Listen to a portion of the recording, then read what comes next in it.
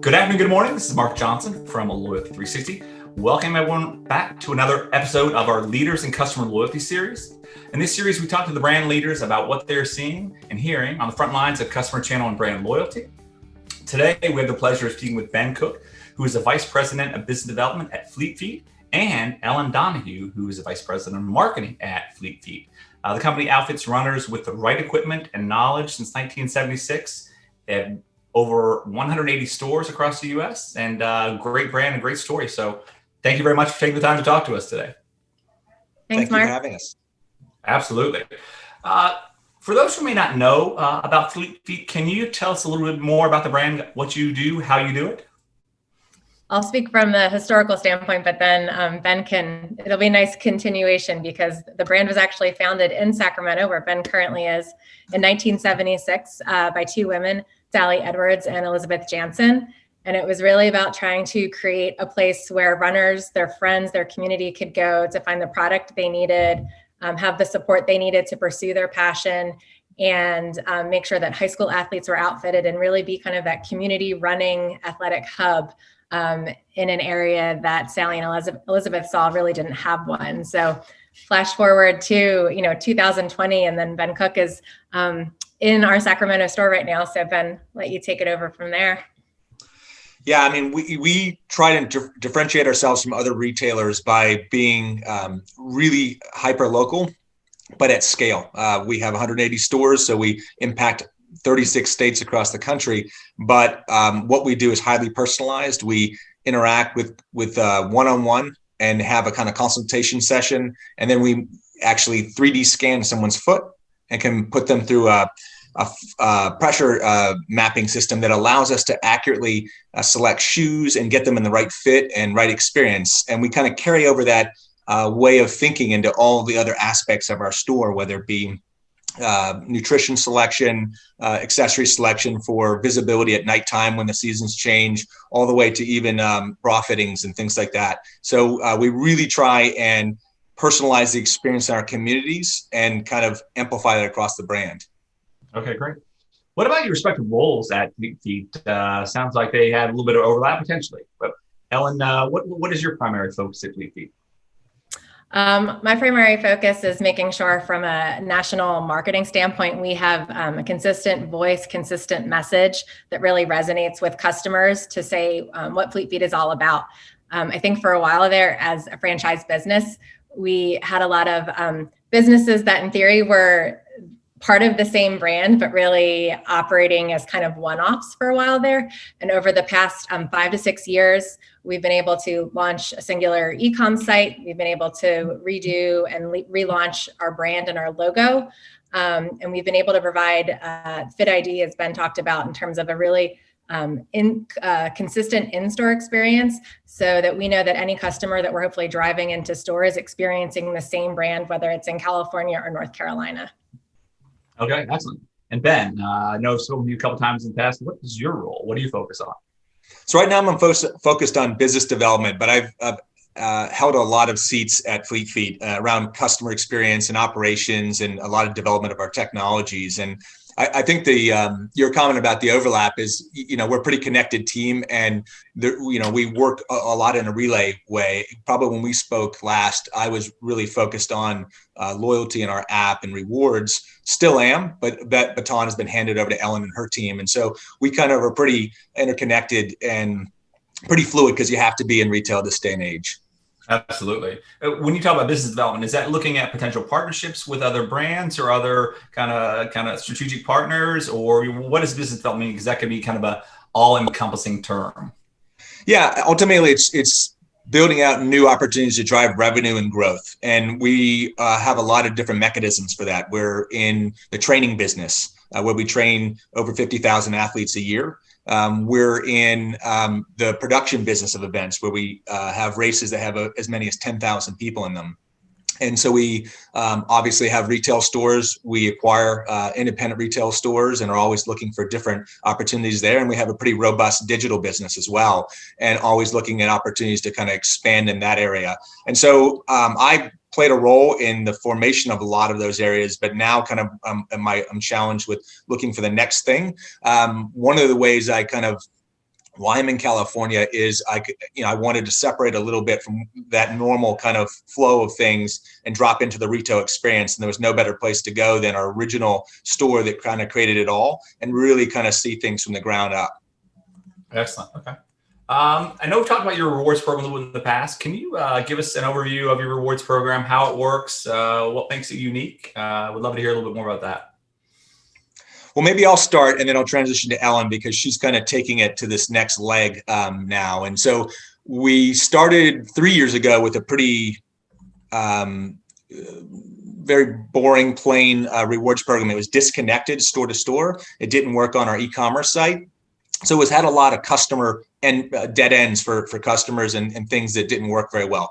So we set about trying to correct that. And we partnered with a company, Cheetah, that we were really happy with. And they helped us build a solution that at its essence, it's a spend and get program. And that's the way it currently is. But it was kind of like segmented by store. We were able to kind of create an entire brand experience, digital as well.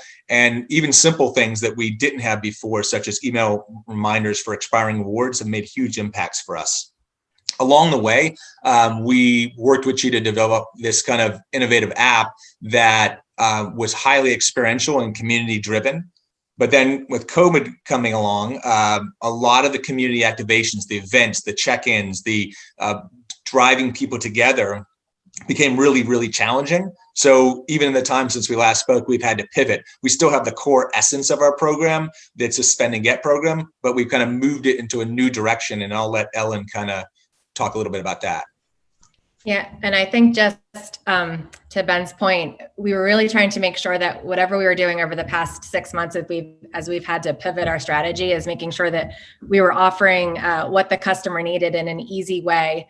So for the app, that was creating a more user-friendly shopping experience and an easier way to make sure that they were aware of how many rewards they were earning and that was like right at their fingertips. And we know that for customers, when they receive that rewards back, most of the purchases happen within the first 90 days of having received that reward. That said, we still have a lot of opportunity to make sure that everyone who's receiving those rewards are using them in store. So that's kind of an exciting part to figure out. How can we have a really loyal customer base? How can we make sure we kind of amplify that loyal customer base to have an even broader group that's coming to Fleet Feet for all of their solutions? Well, that's awesome. I know one of the things that our member community, we have brands that meet once, twice a month, sometimes 3 to 4 times a month.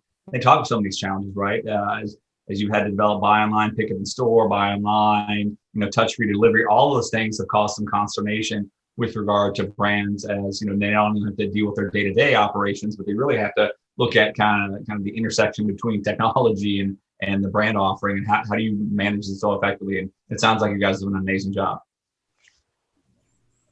Yeah, I think we've made great strides. Our approach is customer centric in that the bar has been raised high by other retailers and brands. So we need to make sure that we're doing as much as we can to move towards a seamless customer experience, no matter how they're engaging with the brand, because they expect nothing less from other retailers, especially ones that have really emerged through the pandemic in terms of offering curbside pickup or the ability to do other things through an app or an automation delivery right to your door.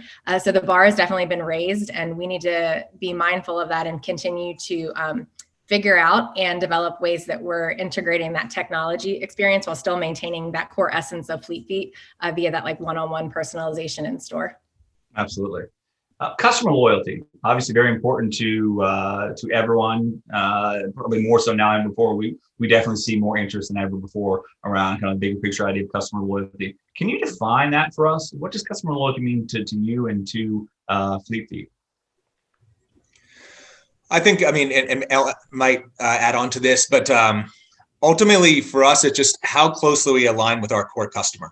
How are we creating relevance? How are we connected? And are we becoming more relevant with the actions that we're taking every day? And I think with COVID, we had to stay super nimble and be relevant to the customers. When they wanted safety, we had to be there right in front of it with safety. And when they wanted access or when they wanted curbside or different types of things, virtual fits, that's where we were. And so customer, and then during this time frame, we've actually not stopped growing. Like we're launching a new technology for consumers as they come back into store. And ultimately, that's part of our loyalty quest is being relevant to the customer. You can't necessarily stay the same. You've got to constantly evolve. Absolutely. Ellen, do you have anything to add to kind of how you define customer loyalty? It's very similar to Ben. So back to our point about being very connected.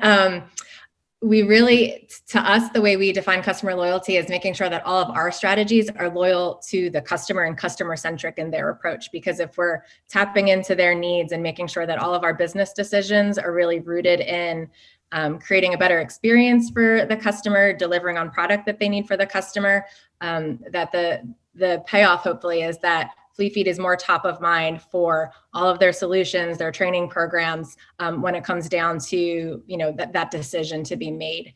But we're not in a position to be demanding or expecting loyalty unless we are really focused on customer-centric strategies.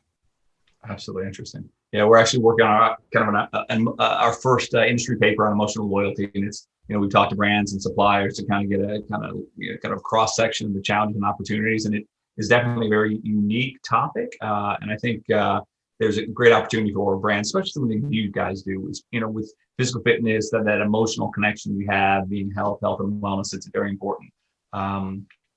So partnership, you talked about that a little bit earlier. You kind of mentioned partnerships. I think that's something that Ben is focused on now.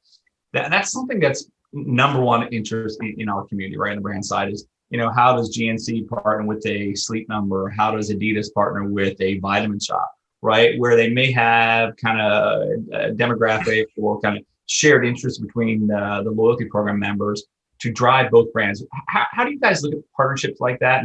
And are there kind of ways to make sure it works for both brands? Yeah, I mean, we have certainly partnerships with technology companies. We have really deep partnerships with a lot of our suppliers and vendors. And a lot of the stuff we're testing is current early stage, but we want to create a seamless experience for consumers. Our partners do, the big brands, footwear brands that and we are experiencing, we're testing small things where maybe you could shop on a vendor website, return it in fleafeet.com, similar to stories we've heard about Amazon returns and things from other retailers. And so we're experimenting in those areas. We're experimenting with kind of showing personalization of consumers on our digital experiences that can link into brands. Certainly other concepts like drop shipping and to really to expand endless aisle, things like that. We're exploring all of those things currently. Okay, awesome. Challenges that you face. One of the things we always like to hear is, what's the biggest challenge you face as senior level marketers, or I know Ben, you're more focused on partnership, but the same thing. Well, what are some of the challenges you face? Maybe coming through COVID and going forward, and how do you see that? What does that look like going forward? I think some of the challenges, especially right now, are there's so much variety in terms of where our stores and owners are at based on where they are regionally in the country, be it local limitations or factors or, just what the response has been locally for COVID-19, that it makes planning and scaling solutions right now a little difficult, especially as we looked at 2021. I think that's why it's been a great thing that we have been able to focus on service-based additions, whether it's curbside or like our shipping, our drop ship program, our shipping program, things like that are deployable for the most part at every level. But when we looked at things like training programs and a variety of 2021 initiatives, the most difficult part is just there's so much variety amongst the stores in terms of where they're at from staffing and just pandemic response. Yeah. The other challenge I'd add is that the amount of technology partners and solutions that you have to bolt together is almost endless, it seems. And to create a really seamless customer journey is really difficult because we might have 3 amazing experiences in our stores, but we have to ask for the customer email 3 different times. And that kind of thing is something we obsess about, but it's not something we figured out universally yet either. Yeah, that's a secret sauce. We we help brands run RFIs and RFPs too. And that integration perspective, that API that always works, doesn't always work. And that can be kind of a hindrance too. And I think that's definitely an area of interest and opportunity for a lot of brands, is making it more seamless and connected. But it's glad to hear you guys that are focusing on that for sure. Emotional loyalty. A lot of talk right now about emotional loyalty. And as I mentioned earlier, I think you guys are in a unique position because fitness, health, and wellness is something that's very important. I'm a big fitness guy myself. I don't run very much because I never really got into it. But in knee surgery as well, that's another story. But emotional loyalty, what does that mean to you as a brand? How do you guys look at that? And most importantly, how are you measuring it and how are you leveraging it? Yeah, I think that's a great question. We've often talked internally just, that are we a transformational brand or are we a transactional brand? Because obviously, we measure ourselves by the number of transactions. But what it really comes down to is when you're talking about having training programs that help people either reach, a 5K goal for the first time or walk a mile for the first time, or when you have someone who's been referred by their medical provider to come in to find the right solution to help relieve knee pain, back pain, and they have that moment where they realize like they found a brand that can help them help them maybe alleviate pain or reach a goal. There's something very emotional about that. And while in theory that could be really hard to quantify, when we look to what our top referral for new customers is, it's that word of mouth. And Ben and I were talking earlier, you don't get that word of mouth unless you really have a passionate customer base that believes in the experience they just had, the solution that they received, and then are willing to go out and actually talk about it to drive customers in. They say what for every one good customer comment, there's probably 10 negative ones. So for us to really think about how much word of mouth drives our referral business, I would say we definitely have an emotional base in a good way. Great. What is the key to driving habit? We just did a session with BJ Fogg, the Stanford behavioral psychologist, scientist, about 2 weeks ago. And habit's a real thing to change, right? So how are you guys effectively driving those people to be more active, to run more, to focus on health? Or are there some secret sauce recipes you guys have, or what's the secret to doing that? Well, we certainly try and create an ecosystem where, and again, this COVID year creates challenges that are unprecedented, but, we try and connect and bring people together in our communities, whether it's the high school athlete, the youth athlete.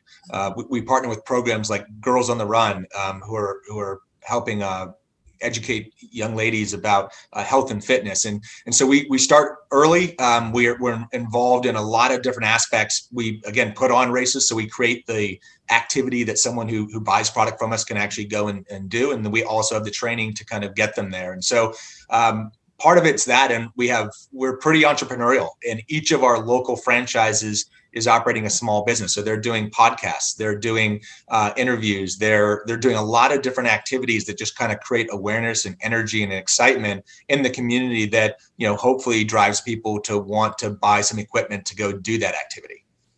Awesome. You talked a little bit about personalization. With some of the apps that you have to be able to scan your feet, right, to understanding if they're running a mile, I would think if they're trying to run a 5 or 10K or what have you. There's going to be different expectations around, kind of what their health and wellness or what their goals may be, right? Even some of the high school training that you do as well. What are the challenges and opportunities you see for personalization, and how do you work to kind of enhance the efficacy of some of those efforts? Well, Ellen may have a different answer, but I think with us, it starts really at the core of what we do. Like at the beginning, we sold shoes. We were focused on the anatomy of the foot and matching up that anatomy with the absolute best products. And so with personalization for us, it's about deploying certain technologies that really recognize the key differences between individuals, build on that, and evolve the experience and product. So we're at a stage now, we ask a question like, well, what's the best thing? Well, getting a good fitting shoe. What's better than that? One that is based on my exact way I run and my gait cycle. What's better than that? And that's where we are now. We can actually 3D print an insole that goes in the shoe and totally personalizes it to each nuance of the arch height, the instep height, how people distribute weight and pressure as they move through the gait cycle. What's better than that? A fully 3D printed shoe, but the technology is not there yet. Okay. Interesting. So when you look at communicating with your customers, right then, so if they kind of give you certain data points, zero-party data, or different interests or opportunities they have, how do you leverage personalization? Because I think you talked about it earlier, and that's something we've seen from our community as well. Is, North Carolina could be completely shut down, California could be completely open. So that brings some challenges in the communication technologies you have, right? So how you message to them. But when you look at interests, you look at kind of the passion points for the brands. How do you get to that one-to-one communication, or how do you communicate with regard to hitting those interests? Yeah, I think that's the exciting part that we're at right now. For a long time, personalization for us, in addition to what Ben just talked about, but really came down to the local level and the personalized events and programs and that one-on-one feeling with that local owner who was involved with the local community. So now we're really in the phase of taking that a little bit more at scale. We like to call it hyper-local at scale. How are we also now taking the shopping behaviors and the interests to create more automations in terms of, other shoes that customer might like, or other areas of interest that can really serve them and help engage and inspire them further, to reduce some of the burden on the local stores to have to always be trying to figure out this personalization, but still allow stores to, be what probably attracted that customer to them in the first place, which is that local resource for running, for community, and for information. Okay. I'd add, Mark, too, is that, probably, and Ellen and I were speaking about this earlier, that, super highly targeted, segmented emails, things like that you see from a lot of companies, that's not our strength quite yet. But I do think we have our own unique way of approaching that. It is like Ellen's team, for example, will build an email and have national content, all the imagery, all the key message stories. But then the franchisee can take that and modify it and add some local tone. So if, for example, we're trying to talk about something that maybe that store got shut down, or their community isn't quite ready for that experience, they can modify the email and send it out. So we do 90% of the work, and then we can kind of like customize it a little bit more. That's awesome. When you look at that, customers changing, how are your customers changing going through COVID, right? We've seen some of our marketers where maybe their health supplements aren't coming back, or maybe they're just more focused on kind of preventative nutrition. What are you guys seeing with regard to how your customers are changing? Is it they want to come in store, or they may not want to come in store, or they want different products? You talked about that perfect 3D molded shoe. What are your customers' expectations, and how are they changing? Maybe I'll take this first, and Ellen can add on. I think the customer, they were trapped in their homes like most people, and they couldn't go to the gym. They couldn't do a lot of things they wanted to do. And so they found themselves outside walking and running and experiencing maybe something they hadn't before. So we've been fortunate that we've seen some customers wanting to kind of engage and really needing us as a solution. I think the biggest change that I've observed, because I'm in the store quite a bit, is just that with COVID, people are still a little afraid and to come in, and we're still getting decent traffic, but we have the store absolutely spread out. There's plexiglass walls in between on the register. There's a lot of different elements that kind of separate us from the consumer. We have spacing 6 feet apart, things like that. So what's happened from a shopping perspective is that we've seen a rise in shoes and the shoe fitting and our core relevance, but then some of the other pieces, apparel, accessories, we haven't had enough places to put some of that stuff without creating a crowded shopping environment. And so we've seen declines in a lot of those categories and a rise in shoes. So kind of our average dollar transaction has gone up significantly, like $10, $12 a transaction. But we've seen kind of some of the categories that we used to rely on kind of almost be eliminated just because the consumer's not browsing like they used to. They're on a mission when they come in. Okay, interesting. Yeah, and to Ben's point too, when people talk about a running boom, I think it's more almost like an equipment boom. And for us, that means shoes. Like people just need a pair of shoes, whether it's running, walking, or some other athletic activity. They're taking, in addition to seeing an increase in that category in sales, we've also seen an increase in the number of like more than one pair of shoes that's being sold in the same transaction, which is different for us. When we last looked, it was like a 20% increase in people buying more than one pair of shoes at a time. So whether that was for themselves or potentially they're just trying to minimize the number of times that they have to go out in this environment, we're seeing that reflected in our sales. And I think the other thing in terms of equipment, but also like inspiration. For the most part, our training programs, our runs were all canceled. What we did though during this time was up how much digital content we were sharing and the types of training and running resources through video that we were creating and putting online, as well as our digital team had really put forth a strategy to make sure that we were relevant with SEO. So when our customers and non-customers were going online to search like, okay, I'm stuck in the house, what am I going to do? Our business really benefited from that because we were able to be found and we were able to provide options for how you can get that product. Okay, that's awesome. That's great. I think it's interesting. You're seeing behavior, still trying to kind of wrap around what the causality is, right? Is it they want to go out less, or they're buying more? But that's interesting to see for sure. I know I've stocked up on shoes for everyone in the family but me because I'm kind of a Nike junkie and I don't need a whole lot more. So I bought the product for the basement of the gym. So no shoes though, but that's all good. When you look at corporate social responsibility, you talk about some of that earlier, right? With kind of the training programs you have with kind of young ladies, young women. What does corporate social responsibility mean to you? Again, because health and wellness, people that have those kind of shared interests, what does it mean to you from a kind of customer loyalty perspective? I think for us, where we look is where can we be forging partnerships with organizations that are like-minded, but also need the help, and where we can provide that help. So 2020 has been pretty unique in that we've developed several new partnerships that are near and dear now to Fleet Feet's heart related to the culture of running. So we previously had started our relationship with Girls on the Run last year. And this year we had a virtual event on Global Running Day that was able to raise $40,000 for Girls on the Run, all through just donations of our customers who were participating in this virtual event. We've also since begun relationships with Black Girls Run, Latinos Run, and the Civil Rights Race Series.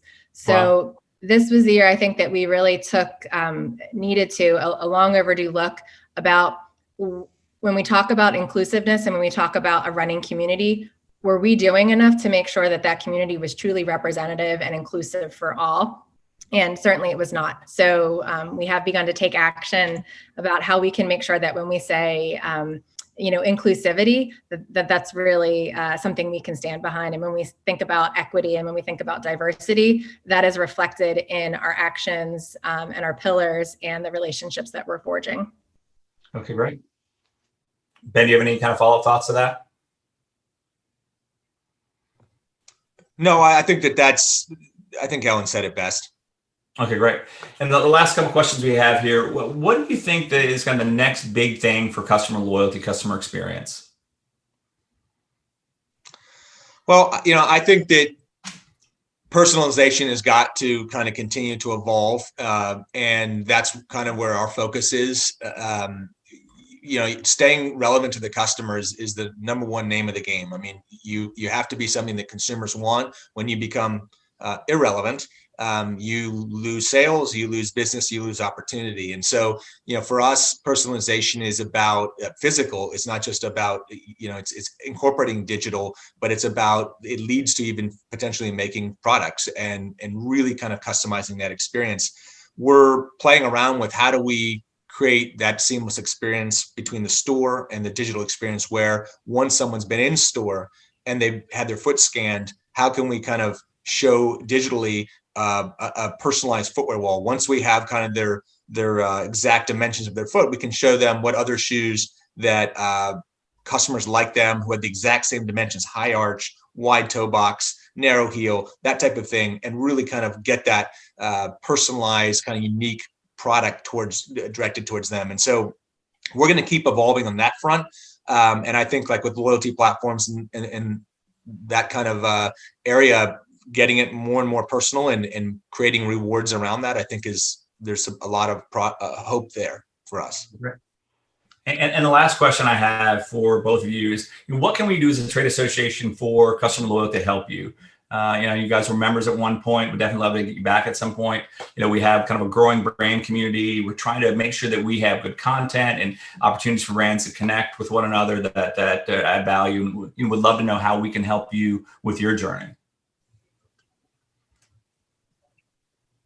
I mean, my immediate reaction would be, I mean, I think, sharing other stories so we can learn from one another. I think you guys do that really well. And I think that has a lot of value. I think that success stories of, I think a lot of like rewards and loyalty areas are probably underdeveloped in companies. There's not a ton of big teams working against them from what I can tell. And sometimes like programs, that's like not the priority. So when something like COVID happens, like resources and priorities shift a little bit and everything kind of gets into scramble mode. And that maybe area isn't resourced as well as it maybe could or should be. And so I think kind of hearing some of the success stories of how companies go from point A to point B, and it really is transformational of their brand, reinforces kind of that energy to kind of keep focused on rewards and loyalty. And I think you guys are doing that well. And I just think like sometimes, metrics and data that could be aggregated, like lifetime values and really metrics that challenge everyone, every business, every type of business to get better. And how do I match up with that? How does our business kind of handle that kind of retention or lifetime value? Is ours is good or worse? That kind of thing. Okay, great. Ellen, anything else that we could help you with? Yeah, when we look at where we can evolve and looking for help, it's not just how brands got from point A to B, but what was the team and like how was the customer insights strategy? How did that help influence maybe the point A to point B and the decisions that were made along the way?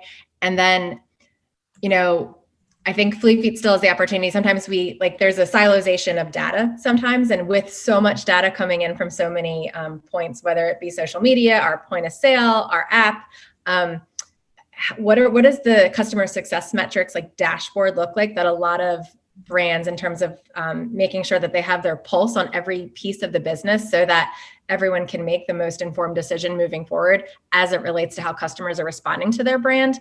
How have brands solved that in a very fast-paced changing environment? Okay, that's awesome. Yeah, definitely seeing a lot of interest in that. Just kind of discussing how do you assimilate all that data? How do you, take the most important data, zero-party data, all the social data, and kind of simplify it to make Yes. more actionable, right? And especially with KPIs to talk about. Yeah. Well, this is great. I think Ellen, it was great meeting you. Ben, it was great talking to you again. A great discussion. Obviously, look forward to learning more from Fleet Feet going forward. And thank you very much for taking the time to talk to us today. Thanks, Thank you Mark. for having us.